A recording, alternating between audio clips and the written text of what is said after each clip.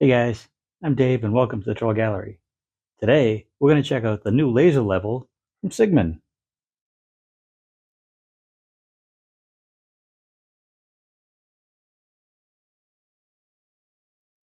Over the last 25 years, I've had several different lasers, from a basic line point kind of a level, very archaic, to the modern 2 and 3 beam lasers.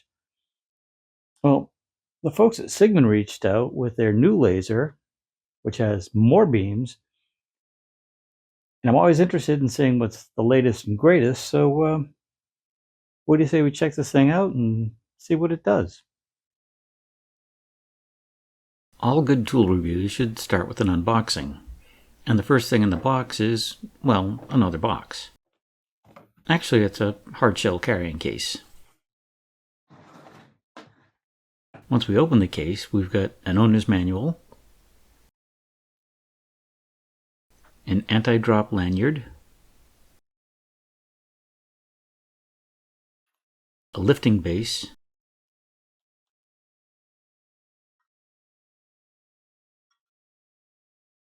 a multifunctional magnetic mount,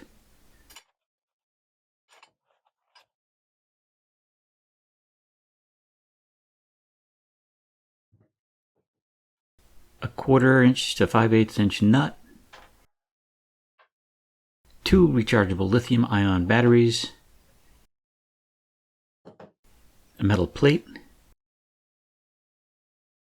a target card, a remote control,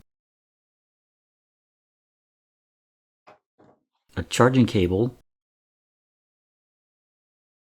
and finally the Cigman CM-S04 Laser Level. Oddly, none of the accessories are mentioned in the owner's manual, so I did some digging on their website. Let's look at what each part is and what it does. Before we talk about the accessories, let's check out the laser itself. Since I know some of you love specs, let's start there. This is a Class 2 laser. It has a working range of 30 meters or about 100 feet. It's accurate to 3 millimeters at 10 meters or about 1/8 of an inch over 33 feet. It operates with a green laser beam, which is easy to see with the naked eye. It has a runtime of 7 hours for one fully charged battery. And finally, it only weighs 630 grams, or just under 1.5 pounds. To power up the laser, press the power button for a moment, and the laser will light up at full power. Press the power button again, and you'll dim the laser for power savings. There are 4 power settings: 100%, 70, 50, and 20%. One more press puts the laser into pulse mode, and this can improve visibility when you're in direct sunlight or in very bright spaces. Pressing the power button one more time will return you to full power. You can charge your batteries offline or plug the charging cable in the back of the laser for a fast, easy charge. Moving to the front of the laser, there's a slide lock for the interior laser pendulum. With the slide to the left, the pendulum is free and the laser is self-leveling. Well, to a degree. The unit must be within 3 degrees of plumb and level. If it's beyond that, the laser will blink telling you that it's not. Moving the slide to the locked position allows you to angle the laser, and I'll be using that feature soon. In this configuration, the laser blinks every 5 seconds just as a reminder that it's not necessarily level or plumb. Remember to keep the pendulum in the locked position when you're storing or carrying the laser. This will prevent the pendulum from swinging around in transit that could cause damage. This is also an easy off switch for the laser. The display screen provides all kinds of information. When the laser is powered up, we can see if the pendulum is locked or unlocked. Next to that, we can see the battery power level. The image of the laser also shows which beams are on. At startup, we have all 4 beams. Press the H button, and H1, the top beam, goes off. Press the H button again, and it switches H1 on and H2 off. and the third shuts off both lasers. The vertical beams operate the same way. The X and Y axis shown on the screen shows how plumb and level the laser is.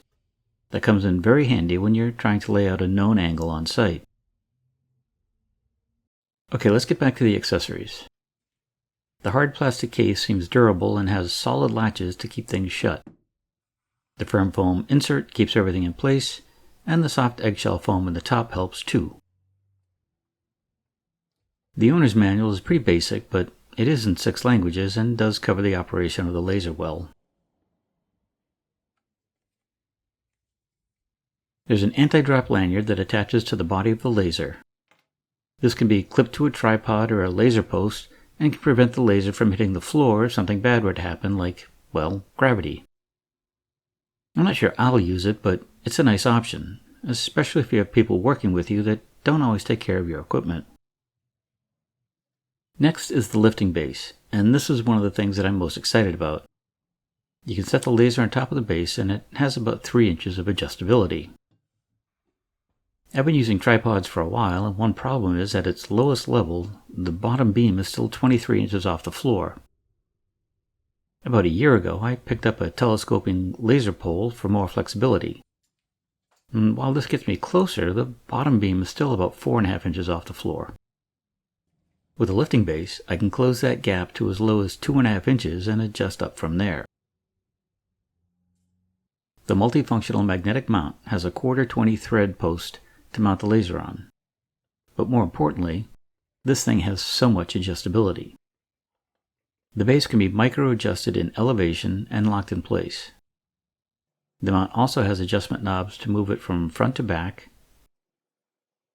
side to side, and it can also be rotated, all without removing the laser from the mount. There are also 4 powerful magnets at the back of the mount. These come in handy if you're working around steel posts or studs, but if you're not, you can just mount the metal plate to a wall or stud, and the mount holds firmly to that. Just don't catch your fingers between the two. Did I mention these are strong magnets? They also provide a 1/4 inch to 5/8 inch nut, and this would come in real handy if you're working with a more industrial tripod or mount. The 1/4-20 end threads onto the laser, and the 5/8 end would attach to that larger tripod mount. 2 rechargeable lithium-ion batteries are also included, so you should never run out of power. These are charged with a standard USB-C cord, but you'll have to supply your own charging block. But in this day and age, that shouldn't be a problem. And it's easy to install the battery into the laser. Just pop the battery door open and slide the battery in place with the contacts going in first. Lasers seem to always come with a target card, but honestly, I've never used one. Like most of the cards I've had, this has a third leg to stand on its own, and a magnet on top if needed. They do make it easier to see the laser over a distance, but as a furniture maker, I rarely push the laser to the point where I can't see it. And let's be real, a target card isn't much help outside either, but maybe that's just me. The last item in the case is a remote that can control the power. Buttons for the horizontal and vertical lines of the laser, and a brightness button for the power levels. It even has a loop large enough to accept a D-ring so you could clip it to your belt if needed. This would be super handy in large area layouts, where you can set the laser, then move to the other side of the room to work, and can control the laser without having to go back and forth for every change.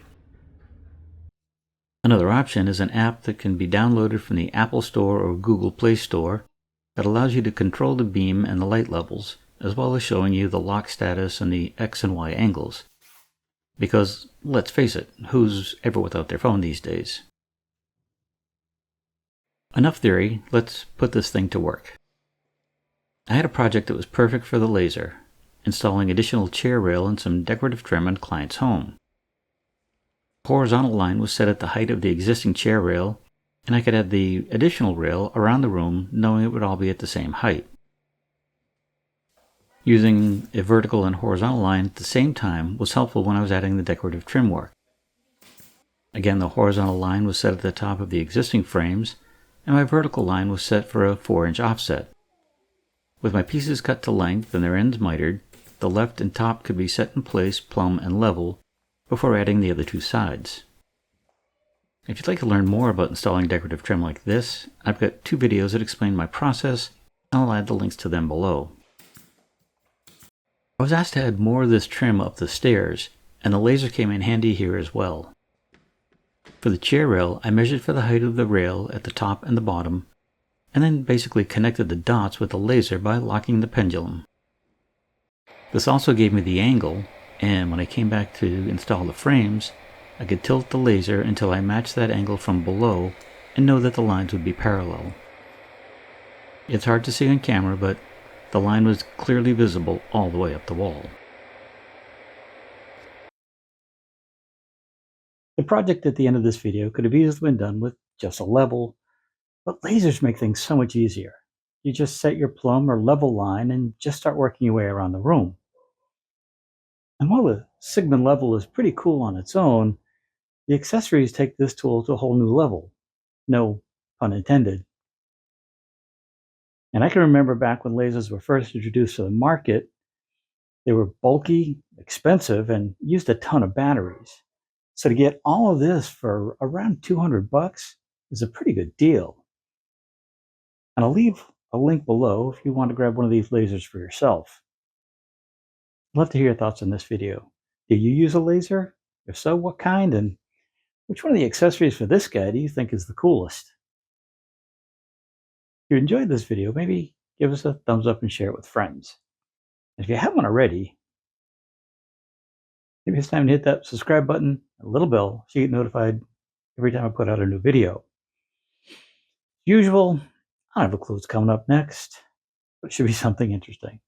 So until then, have a great day, stay safe, and we'll see you soon.